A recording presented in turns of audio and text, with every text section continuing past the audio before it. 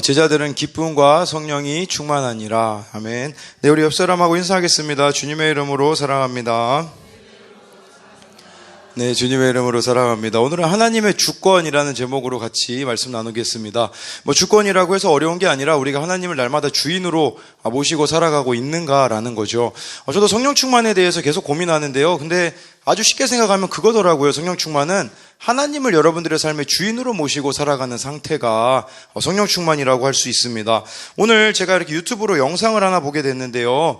그 영상에 보면 이제 그 비글 부부라는 거기 남편이 이제 황태한 씨인데, 그분이 행복하니라는 이런 걸로 만들어서 지난번에는 제가 그 김밥 천국을 이렇게 만드신 김범석 목사님에 대해서 소개를 드렸는데, 오늘은 그분이 홍원기, 이 16살짜리 아이거든요. 이 아이를 찾아간 영상을 올렸습니다. 이 아이는요, 프로제리아 신드롬 병을 앓고 있습니다. 전 세계에서, 이게 뭐냐면요, 아이는 16살인데 그 나이, 신체 나이는 지금 80세인 거예요. 그러니까 노화가 너무 빨리 오는 거죠. 전 세계에도 300명밖에 없는 소아 조로증인데요. 우리나라에는 딱 한 명이 있는데 그 한 명이 이 홍원기 군입니다. 이 홍원기 군의 아버지는 홍성원 목사님이신데, 다른 부모들이, 아버지가 걱정하는 건 뭐냐면, 다른 부모들은 자신이 자식을 두고 세상을 떠나야 된다는 것에 대해서 두려워한다면, 자기는 언제 자녀가 죽을지 모르기 때문에 그걸 두려워한다고 합니다. 지금 16살이면 이 아이는 정말 오래 산 거거든요. 그러니까 오늘 내일 죽어도 전혀 이상하지 않는 그런 상황에 있는 아이인 거죠. 그래서 이 황태한 씨도 원래 둘째 아들이 있었는데 그 아들이 죽었거든요. 그래서 이제 이 홍성원 씨, 그 소아조로증을 앓고 있는 이 아버지와 대화하는 내용이 그 영상에 나오는데요. 그런 이야기가 나오더라고요. 이 황태한 씨가 그 소아조로증 앓는 아버지 홍성원 씨에게 이렇게 이야기해요. 저는 천국이 있어서 참 위로가 됩니다 라고 이야기를 했어요. 왜냐하면 자기도 둘째 아들이 죽었거든요. 그러니까 천국에 그 소망이 있다는 걸 가지니까 자기는 참 지금 이 세상에서도 희망이 된다고 하는데, 근데요, 이 아버지는요, 이렇게 대답하세요. 소아조로증을 앓는 그 아이를 품는 이 아버지는요, 이렇게 이야기해요. 저는 천국이 있어서 위로가 되는 게 아니에요. 사실 제가 위로받는 것은 원기랑 진짜 행복하게 웃을 때 천국이라는 것을 느껴서 행복을 느껴요. 천국이라는 것은 거창한 게 아니라 내 아들하고 함께 하는 일상이 천국이에요 라고 이야기를 하더라고요. 그러니까 매일 이 아들과 살아가고 이 아들과 음식 먹고 이 아들과 매일매일 사는 그 자체가 천국이라는 건데, 여러분 우리에게 있어서도 천국은 이거입니다. 바로 여러분들의 일상이 천국이 되어야 한다라는 거죠. 근데 이 아이 원기가요, 영상에서 그런 고백을 해요. 뭐라고 이야기하냐면, 머리카락이 없어서 억울한 적은 있었대요. 이 아이가 머리카락이 없거든요. 그래서 매일 모자를 쓰고 다니는데, 머리카락 없어서는 억울한 적은 있어도 하나님을 원망해 본 적은 없어요 라고 이야기를 하면서 맨 마지막에 이렇게 이야기해요. 이 시대에 좋게 태어난 게 감사해요. 저는 이게 이해가 안 되더라고요. 지금 소아조로증으로 그 얼마나 큰 아픔들이 있습니까? 근데 이 시대에 태어난 거를 감사하다라고 말하는 이 고백을 보면서 결국 하나님이 그의 인생의 주인으로 인정하는 사람들에게만 나오는 고백이라는 생각을 하게 되었어요. 겉으로 보기에는 너무나 많은 어려움에 둘러싸여 있잖아요. 근데 하나님이 그의 인생의 주인이니까 그 자체가 행복이라는 겁니다. 여러분, 천국은요, 죽어서만 가는 곳이 아니에요. 진짜 여러분들의 삶의 주인이 하나님이 되잖아요. 이 세상에서도 그 천국을 누릴 수 있다라고 누가복음에 보면 그렇게 나와 있어요. 천국은 이미 내 마음에 있다고 예수님께서 말씀하셨거든요. 여러분들 마음 안에 천국을 이루셔야 되는 거죠. 그렇다면 여러분들이 지금 천국과 같은 기쁨을 누리지 못하다면 내 마음을 무엇으로 채우고 있는지를 보면 알 수 있습니다. 우리가 지금 큐티하고 있는 내용인데 마태복음 12장 43절부터 45절까지 그런 말씀이 나와요. 어떤 더러운 귀신이 사람에게 들렸습니다. 근데요, 이제 귀신이 쫓겨나가가지고요, 그 사람에게부터 나왔어요. 그러면 원래 귀신 들렸다가 귀신이 쫓김당했으니까 이 사람은 빈 마음이 된 거잖아요. 그래서 이 사람이 마음을 청소했어요. 그 집이 비고 청소되고 수리되었는데 문제는 뭐냐면 그 마음을 예수 그리스도로 채우지 않으니까 어떻게 되냐면요, 7 귀신을 데리고 들어갔다라는 겁니다.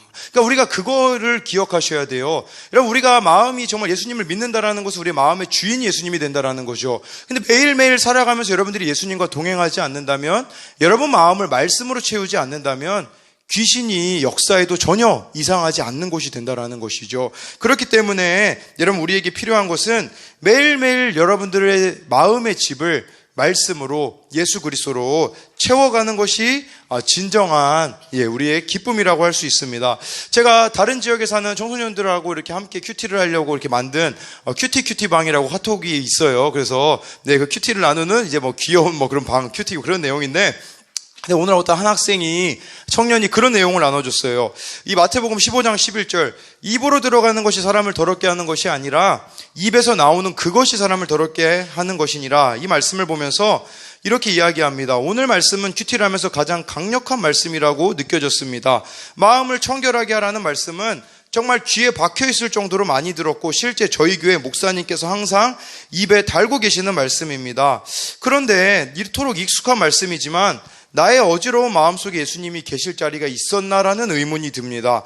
온갖 걱정과 쓸데없는 생각들이 예수님 자리를 빼앗아 버린 건 아닌지 다시 한번 돌아보게 되었습니다. 교회에 가면 저에게 주어진 일들이 많이 있습니다. 저희 교회는 전도사를 두지 않기에 그 몫을 제가 해내고 있기 때문입니다. 어느 순간부터 하나씩 늘어나는 일의 책임감을 가져야 한다는 생각이 들었고, 이내 그것의 목적은 남들에게 잘 보이기 위함으로 바뀐 것 같습니다.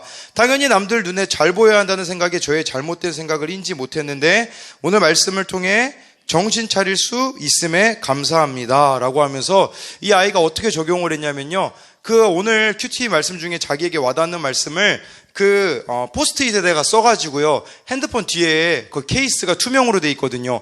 거기에다가 는 사진을 저에게 찍어서 보내줘서 저도 그것을 따라했습니다. 그래서 이제 매일 하루에 한 구절씩 핸드폰 뒤에다가 이걸 써놓으면 여러분 틈틈이 보게 되더라고요. 그리고 하루에 한 말씀이라도 우리가 붙잡고 살면 그게 우리에게 있어서는 이 세상에서 천국을 누리는 삶이 아니겠습니까? 여러분, 그렇기 때문에 오늘 말씀에도 이렇게 보면요, 사도 바울이요, 인간적으로 보기에는 불평할 거리 투성입니다. 왜냐면요, 선교여행을 떠났는데 마가 요한이 선교 도중에 하차해버렸죠. 그리고 지금 사도 바울 같은 경우는요, 풍토병을 앓고 있어서 어쩔 수 없이 비시디아 안디옥으로 갔어요. 근데 그 비시디아 안디옥으로 올라가는데 타우루스 산맥이 얼마나 높았는지 거의 200km를 지금 이 풍토병에 걸린 상태로 200km를 올라가가지고 사람들에게 회당 앞에서 말씀을 전하는데 너무 힘이 없어가지고 그 상황에 있잖아요. 근데 사도 바울이 그렇게 말씀을 전했을 때 이렇게 하나님께서 인도하시는데, 우리 44절 말씀을 읽어보도록 하겠습니다. 시작.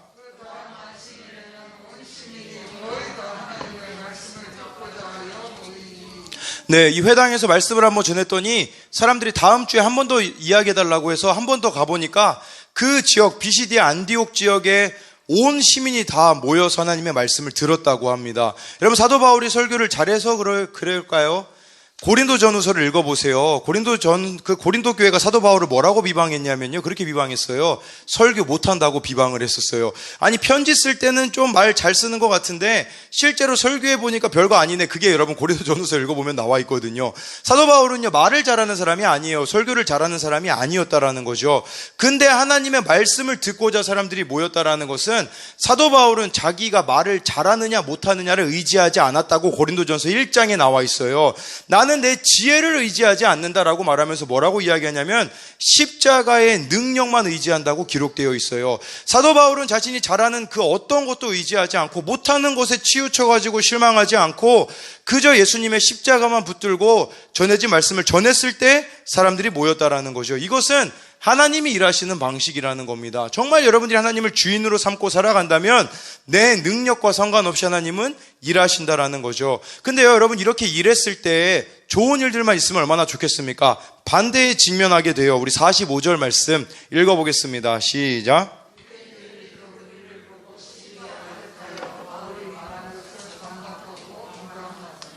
여기 보니까 유대인들이요, 또 질투를 합니다. 왜? 이 유대인들은요, 유대교 사람들, 유대교 지도자들이었을 거예요.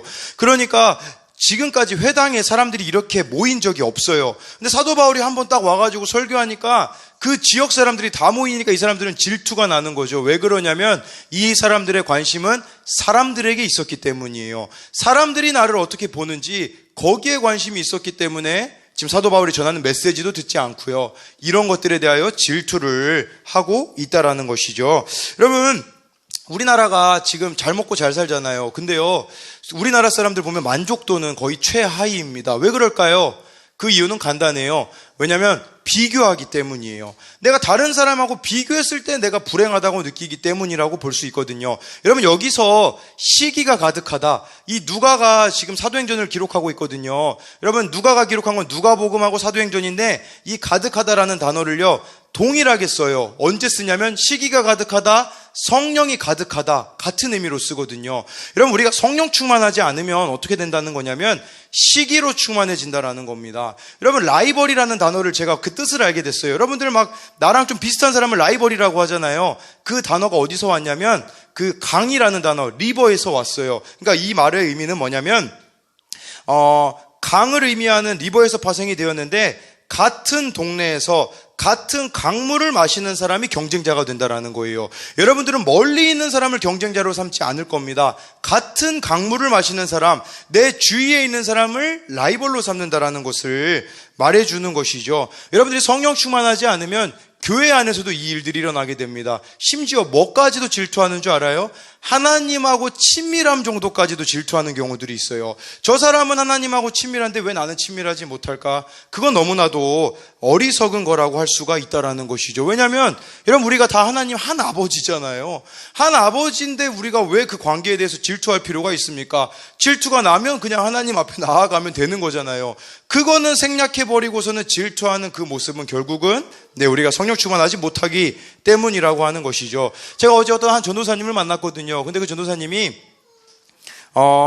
좌절감과 열등감 가운데 빠져 있더라고요.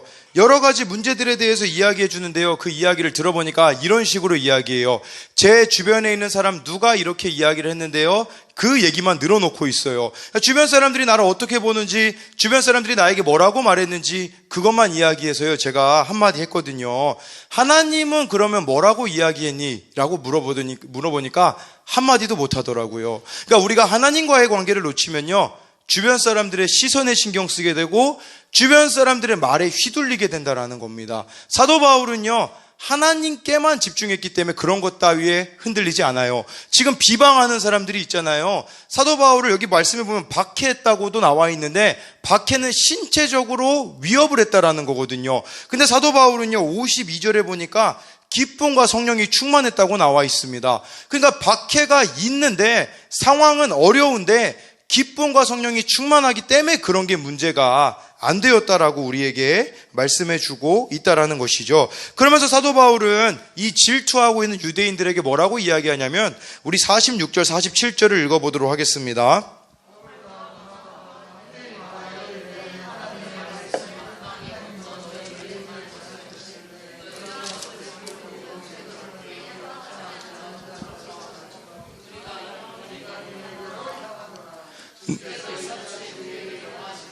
내가 너를 이방의 빛으로 삼아 너를 땅끝까지 구원하리라 하리라 하셨느니라 하라. 네, 이 46절 말씀 보니까요, 바울과 바나바는 담대했습니다. 왜냐하면 하나님의 말씀을 그들이 믿었기 때문이라는 것이죠. 그러니까 사도 바울과 이 바나바 안에는 항상 말씀이 있었기 때문에 흔들림이 없었다라는 겁니다. 우리가 매일매일 살아가면서 흔들리는 이유는 말씀이 없기 때문이에요. 그래서 여기 47절에 보니까 사도 바울과 바나바 안에 있었던 말씀은, 여기 보니까요, 내가 너를 이방의 빛으로 삼아 너를 땅끝까지 구원하리라. 이사야 49장 6절이에요. 근데요, 앞부분을 지금 빼고 인용을 한 거거든요. 이사야 49장 6절 앞부분에 이렇게 기록되어 있어요.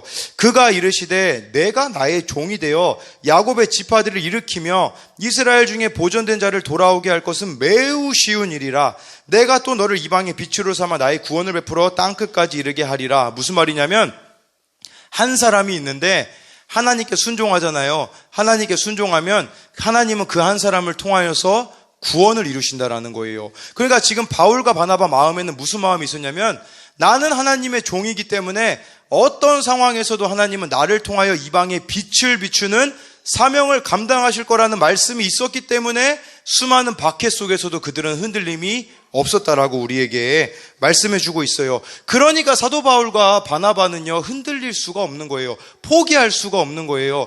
여러분, 우리가 이 사명이, 제가 어느 목사님, 홍민기 목사님이 그런 얘기를 하시더라고요. 이 시대 사역자들이 목사님을 많이 찾아온대요. 근데요, 항상 그걸 물어본대요. 어떻게 하면 청소년들이 많이 모일 수 있냐고 물어본대요.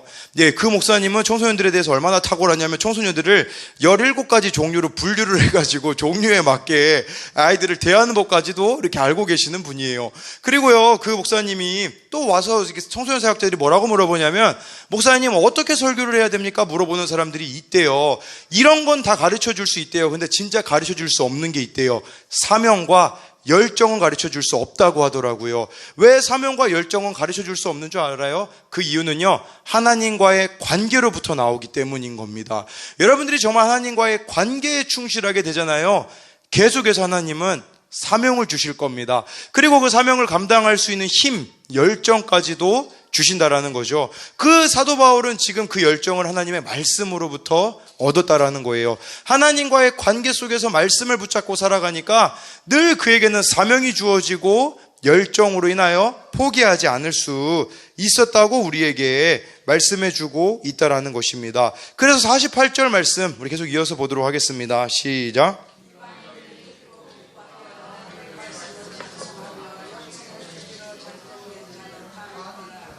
네, 여기서 좀 논란이 되는 부분이 있어요. 영생을 주시기로 작정된 자는 다 믿더라. 이게 예정론이라고 해서 하나님이 마치 우리를 이렇게 딱 정해놓은 거라고 생각할 수 있어요. 이 사람은 구원받을 자고 이 사람은 구원받지 못할 자, 그런 의미가 아니라 이건 하나님의 주권을 인정한다라는 뜻이에요. 사도 바울이 지금 말하고 있는 건 뭐냐면, 나는 하나님의 주권을 인정하기 때문에 누가 받아들이든지 누가 받아들이지 않든지 상관하지 않겠다라는 말이에요. 그냥 하나님이 주시는 그 말씀을 나는 전할 뿐이지 성공과 실패는 나에게 상관이 없다라는 겁니다. 여러분, 우리가 왜 성공과 실패를 따지는 줄 아십니까? 간단해요. 세상이 기준이기 때문이에요. 세상이 기준이 되면 성공과 실패로 나눠지게 돼요. 근데 하나님이 기준이 되면요, 성공과 실패 자체가 없어요. 왜냐하면 그냥 하나님 말씀에 나는 순종했기 때문에 무슨 실패가 있겠습니까? 사도 바울이 지금 말하는 건 그거예요. 유대인들, 너희들이 나 거부해도 괜찮아. 왜냐하면 하나님은 이방인을 통해서도 그 구원을 이루시기 때문에 너희들이 받아들이거나 받아들이지 않느냐는 나에게 문제가 되지 않는다라는 거예요. 너희들이 받아들이지 않는다고 해도 나는 실패가 아니고, 이 이방인들이 받아들인다고 해서 나는 성공이 아니라 그저 주님의 나는 종으로서 전해진 이 복음을 전할 뿐이고, 이걸 통해 역사하시는 분은 하나님이라고 지금 사도 바울이 고백하고 있다라는 것이죠. 제가 이번 주에 책을 하나 읽었는데요. 그 책은요, 톰 레이너라는 그 미국 목사님이 쓴 코로나 이후 목회라는 책이에요. 근데 그 책에 제가 보다가 되게 그런 내용이 우선 나왔어요. 이 교회가 코로나 때문에 못 모이게 되다 보니까 지역사회를 섬기는 교회들은 다시 사람들이 모이고 있대요. 그러니까 장소가 텅텅 비니까 어느 교회 같은 경우는, 미국에 있는 어떤 교회는 그걸 또 헬스장으로 만들어가지고 무료로 이렇게 해주는 교회들도 있고요. 또 어느 교회 같은 경우는 생일 파티 룸으로 또 만들어주는 교회도 있고, 지역사회와 소통하는데 이 공간들이 지금 쓰임받고 있다고 하더라고요. 근데 이 책 결론이 너무 시시했어요. 제가 이 책 보면 뭔가 대단한 게 있을 줄 알았거든요.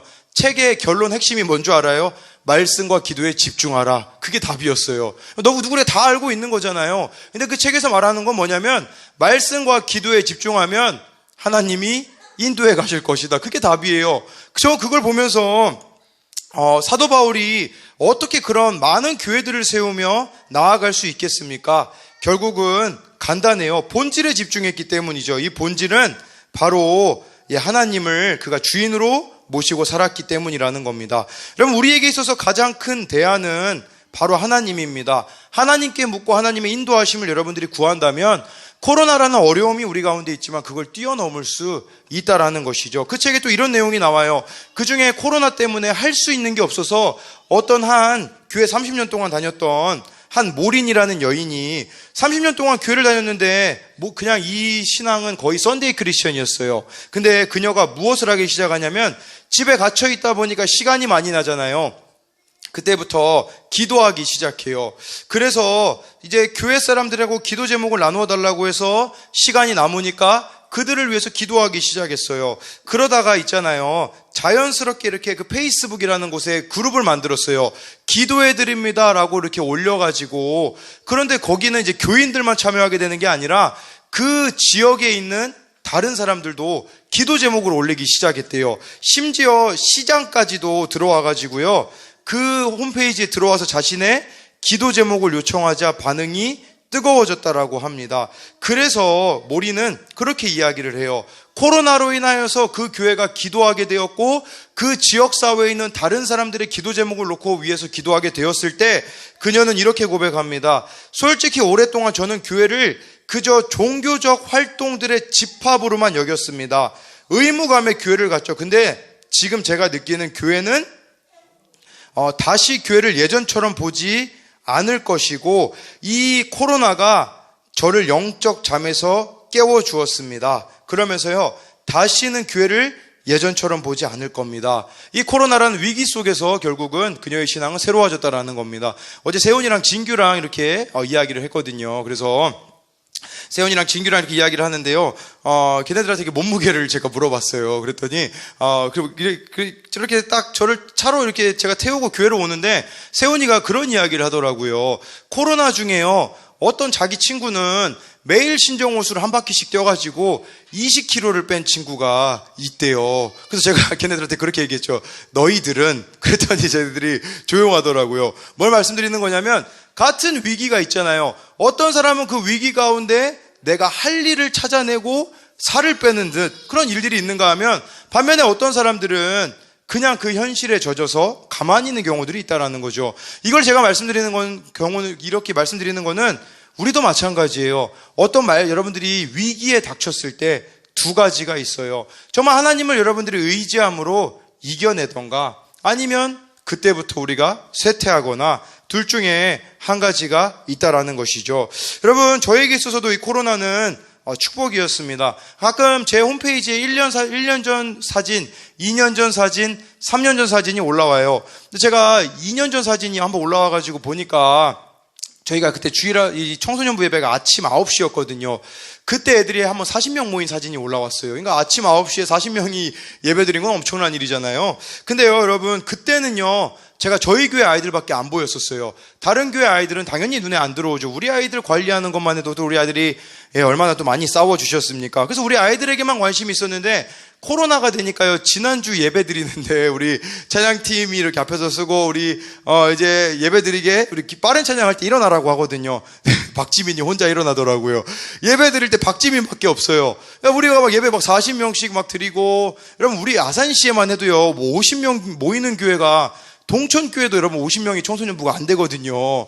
근데 지금 우리 교회, 저도 그런 우리 교회가 참 대단하다가 지금 1명 예배 드리고 있어요. 근데 코로나로 인하여서 뭐가 바뀌게 되냐면, 먼저는 한 명 한 명이 얼마나 중요한지 보이기 시작했고요. 또 한 가지는 다른 교회 아이들이 보이기 시작했어요. 그래서 콜이라는 이 모임에도 거의 5개, 6개 교회 아이들이 모이거든요. 그 아이들하고 이렇게 함께 하게 되면서 그 아이들의 부족한 것들을 케어하게 되고 돌아보게 되고, 그리고 아까 제가 큐티방이라는 걸 만들었다고 했잖아요. 통영에 사는 아이, 천안에 사는 아이, 평택에 살고 있는 이 아이들을 그걸로 돌아보기 시작한 거예요. 제가 코로나가 없었다면 우리 교회에서만 시선이 멈춰 있었겠죠. 근데 코로나라는 위기를 통하여서 다른 것들을 보게 되었다라는 겁니다. 여러분, 제가 코로나가 없었다면 학교 앞에만 갔을 겁니다. 근데 코로나가 닥쳐가지고 이제 우리가 전도하러 매주 토요일마다 온양온천역하고 신정호수에 갔었잖아요. 코로나 없을 때는요, 저 학교 앞만 지켰어요. 2017년부터 학교 앞에 갔더라고요. 2017년부터 계속 학교 앞을 거의 가다가 코로나 때문에 학교 앞에는 갈 수가 없게 되었어요. 왜냐면 학교에서 안 좋아하거든요. 그래서 우리가 어떻게 전도를 할 수 있을까 고민하다가 우리가 지금 온양온천역에 가게 되고 또 신정호수에 가가지고 이 전도지를 나눠주고 있잖아요. 이번 주는 한국 YFC에서 연락이 왔어요. YFC가 뭐냐면 10대 선교회예요. 10대 선교회 그 이사장님이 제 그 홈페이지를 보고서는 지금 이 시대에 전도하는 팀들이 있냐고 하면서 전도용 핫팩하고 전도용 캔디를 보내주겠다고 이야기를 하더라고요. 저는 이게 참 놀랍더라고요. 뭐 이분들이 알아줘서 놀랍다라는 것이 아니라 코로나로 인하여서 그저 다른 길을 하나님이 보여주시고 걸어갔을 뿐인데 그 길을 인도하고 있다라는 사실이 놀랐다라는 거죠. 그리고 코로나가 없었다면 저는 학교 안으로 들어가려고 생각조차도 하지 않았을 겁니다. 근데 코로나라는 이 위기가 닥쳐서 이제 학교 안으로 들어가야겠다라는 생각을 하게 되었다라는 것이죠. 그러니까요, 여러분, 위기로 주어지는 그 상황들을 통해서 여러분들이 집중해야 되는 것은 하나님이라는 겁니다. 정말 위기가 닥치면요, 하나님 밖에 안 남을 수 있어요. 근데 그게 축복이라는 거예요. 오늘 말씀, 우리 52절 말씀 같이 읽어보도록 하겠습니다. 52절입니다. 시작. 네. 여러분, 이렇게 핍박을 당하고 이렇게 어려움을 당해도요, 사도 바울과, 여기서 말하는 제자들은 사도 바울과 바나바를 말합니다. 사도 바울과 바나바는요, 기쁨과 성령이 충만했다고 합니다. 여러분들이 예수님의 제자로 살아갈 때요, 분명히 보장되는 한 가지가 있어요. 그것은 기쁨과 성령 충만입니다. 그거면 행복한 거 아니겠습니까? 여러분, 저도 지금 이번 주가 이제 요즘 되게 설레요, 여러분. 매일매일 내일이 기다려져요. 내일은 하나님께서 어떤 일들을 행하실까? 또 우리 이제 교회도 이제는 저도 막 사층을 놓고 기도하고 있어요. 어떻게 이게 지역사회에 잘 쓰일 수 있을까? 여러분들도 함께 기도해 주셨으면 좋겠어요. 어떻게 지역사회를 섬기고, 어떻게 우리에게 사층을 하나님께서 허락해 주신 것은 이유가 있을 텐데, 이거 어떻게 하나님의 영광을 위해서 쓸까? 고민하기 시작했죠. 그리고 요새 아이들 한 명 한 명을 놓고 기도할 때도요, 그런 좀 소망이 보이기 시작해요. 그래서 이거는 그냥 제 생각인데요. 네, 우리 지금 동규가 완전 있잖아요. 제가 어제랑 오늘 무슨 생각을 했냐면, 정말 꿈꾸는 게 한 가지 있어요. 그건 근데 제가 기도할 거거든요. 제가 기도하면 하나님이 언젠간 이루어 주시겠죠. 죽기 전에는요. 그건 뭐냐면, 우리 동규가 또 대학 가가지고 또 기타도 배웠었잖아요. 그래서 제가 이제 동규를 이렇게 일주일에 한두 번씩 이렇게 집을 찾아가거든요. 그때 우리 동규 기타 가르쳐줘서, 물론 말씀도 나누고 이야기도 나누는데, 기타 가르쳐줘서 언젠가는 동규가 앞에서 찬양인도 기타 치면서 할 날이 올 거, 그런 것도 저는 꿈으로 꾸고 있거든요. 뭘 말씀드리는 거냐면, 그냥 주어진 현실만 여러분들이 보지 않으셨으면 좋겠어요. 하나님이 여러분들을 어떻게 보고 계시는가, 그걸 우리들이 지금 캐치해야 된다라는 거죠. 여러분들이 정말 하나님과의 관계에만 집중한다면 끊임없이 하나님은 여러분들에게 열정을 부어주시고 사명을 주실 겁니다. 근데 우리의 진짜 문제는 뭐냐면, 열정을 잃어버리고 사명을 잃어버린 채 상황에 따라서 살아가는 거예요. 이 상황이 이렇게 되면 그냥 가고, 상황이 안 되면 말아버리지. 그리고 내 감정을 따라가는 거예요. 내 감정이 좋으면 주님 따라가고, 내 감정이 안 좋으면 주님 안 따라가고, 환경의 영향 너무 많이 받아요. 내 환경이 열리면 주님이 일하시는 거라고 생각하고, 닫히면 주님이 일하시지 않는 게 아니라, 내가 진짜 하나님을 주인으로 모시면요, 시편 23편 1절에 이렇게 나와 있잖아요. 여호와는 나의 목자시니 내게 부족함이 없으리로다. 다윗이 왕대 가지고 고백한 거 아니에요. 다윗이 그 고백을 하나님 앞에 드릴 때는요, 엔게디 광야에서 사울 왕이 죽이려고 따라와서 이 광야로 피했을 때 다윗이 쓴 시라니까요. 밑바닥까지 다윗이 갔잖아요. 밑바닥까지 가보니까 하나님밖에 안 남은 거예요. 근데 놀라운 건 뭐냐면, 지금 다윗은 사울에게 쫓기고 있잖아요. 언제 죽을지 모르는데 하나님을 거기서 발견하게 되고, 하나님을 주인으로 모시니까 어떤 고백이 나오냐면, 부족함이 없으리로다. 이 고백은 우리들의 고백이 되어야 된다는 겁니다. 지금 여러분들은 어떤 부족함을 느끼고 있습니까? 그 부족함을 느끼고 있는 이유는 간단합니다. 하나님이 여러분들의 인생의 주인이 아니기 때문에. 여러분, 세상이 우리의 주인이 되면요, 부족함 투성이일 겁니다. 근데 정말 하나님이 여러분들의 인생의 주인이 된다면요, 부족함이 없어요. 시기 질투가 없어요. 원망 불평이 없다라는 것이죠. 오늘 말씀에 나와 있는 이 제자들처럼 기쁨과 성령이 충만한 이 제자로서의 삶을 여러분들이 끝까지 살아내시기